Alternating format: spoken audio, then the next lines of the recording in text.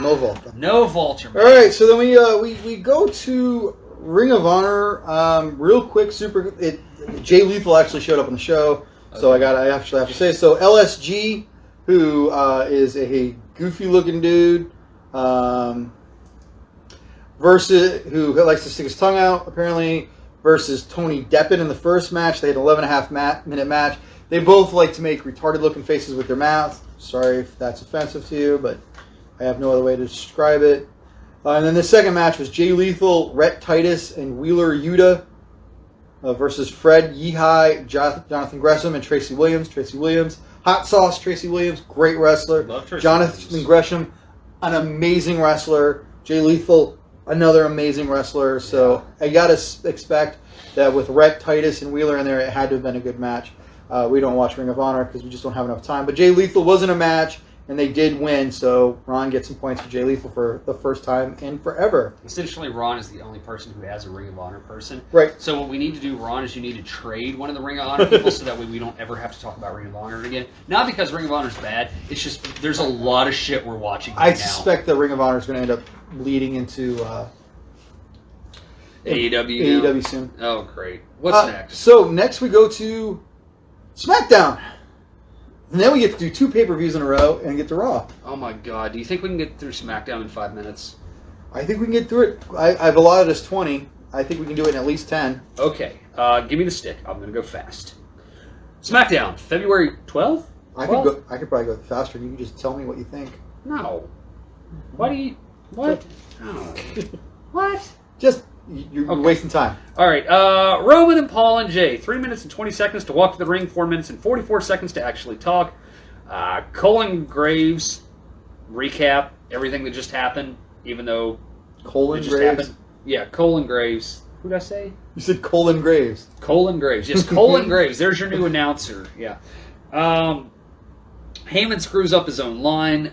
Roman basically says, I'm the shit. Everybody needs to get online with it. I got my own contract. I say how things go around here.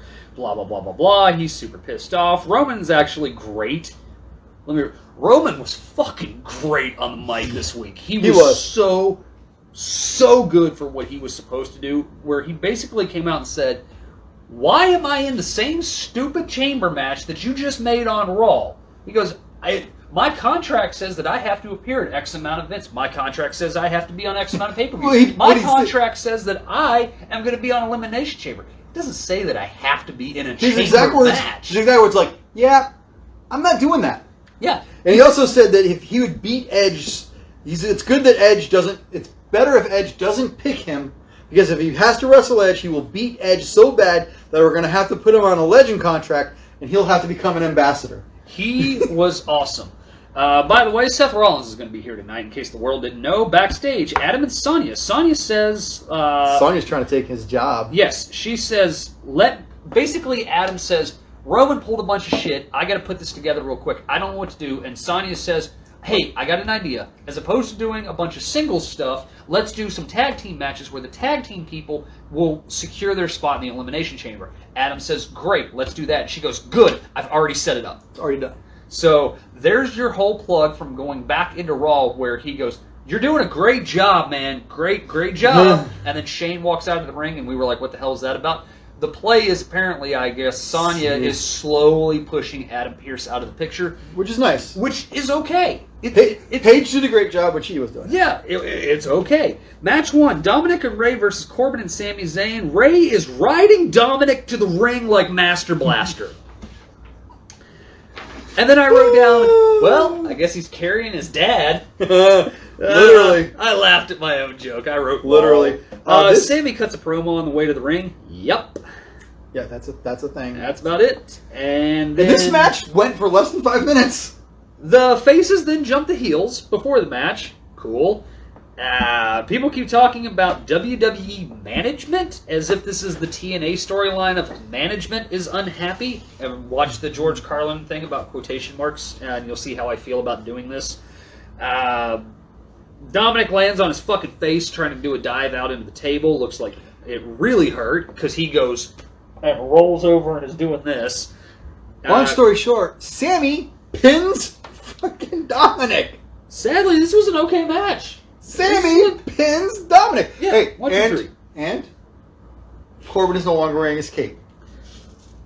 Backstage, Sonya and Adam look on the TV. It's cool. Zigzag and Rude come out. They make a gay joke at Ziggler and Rude, which I don't think was very necessary, where they go, oh, you two want to be locked in a thing together, right? Like, together?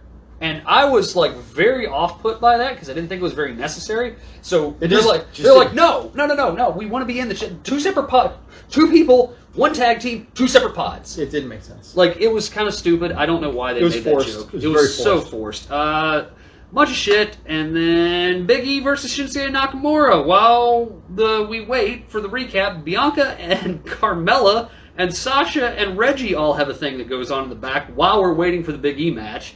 Backstage, Sasha and a random Mexican luchador guy, I don't know who this was, and Reggie basically goes to make friends with Sasha. He offers her a drink. I wrote down, is it poison? Did he just roofie the bitch? Right. Like, that went nowhere. Now I'm gonna back it because it was funny. Big E's comments about Brady being drunk and the Gorilla Glue and hair follicles was funny.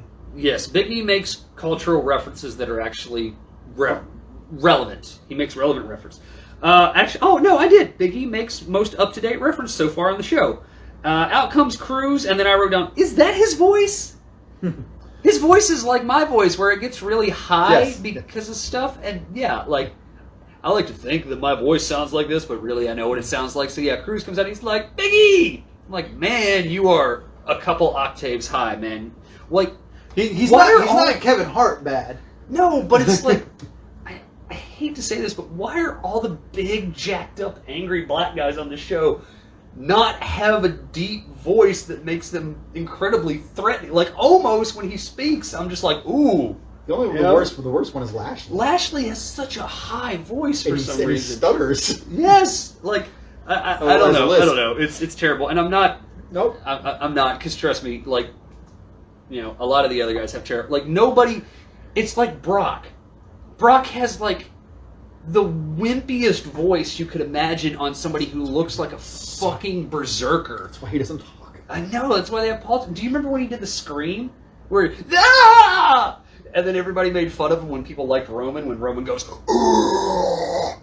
Loved it. Anyway, he basically says, so Big E Cruz comes out and says, I'm here to accept your open challenge. Big E says, no, we're done. I beat you. Get to stepping. The match goes on for a little bit. It's fine. And then Apollo Crews runs in and gets fucking DQ'd because he just kills Big E. This was a 1.5-star match. It was stupid. Nobody needed to be here for this. The locker room proceeds to empty out for Seth Rollins. What the fuck is this? Burn It Down starts to play. Cool. Seth is back in a full leather outfit. Like, even his tie is leather. That was weird. And then he basically comes out. I said, why is the locker room here? Also, look how many people are not on the roster, thank you, COVID. Because they barely had enough people to actually encompass the ring. Okay? So that was fun. And then Seth cuts a promo where he basically starts off with... I sacrificed myself. He starts off with this wonderful, as many of you know, I've had a daughter. I've had a change. I've had this. I've had that. And I'm thinking, okay. And then he goes into... What I have come to realize is that I can be the leader for all of you. So he goes right back into the Messiah. He didn't say Messiah this time. He did not say Messiah, but he basically said, I want to be the guy for all of you. And everybody goes, fuck you. And they slowly start to walk off, except for Murphy, who's hanging out. Not Murphy, Cesaro. Then Murphy walks off, and Seth's looking around when the lights come up, and Cesaro's in the corner, and he goes... I knew it would be you. He's like, you know, basically like Christ, like my church starts with one brick. You're the brick, Cesaro. I knew it would be you. And Cesaro just kind of like looks at the announce team and he's like, no, he's like, I just wanted to see how far this was going to go. And then Cesaro walks off, Seth snaps, runs up, beats the crap out of Cesaro. Cesaro is a full fucking face now. Told you were wrong. You were wrong. You were saying Cesaro was doing the double take so that way he could do the screw job. Nope. Cesaro's a full fucking face now. Seth beats the crap out of him. This is Seth Rollins' big return. It fucking bombed. And then I thought more about it and thought it was okay.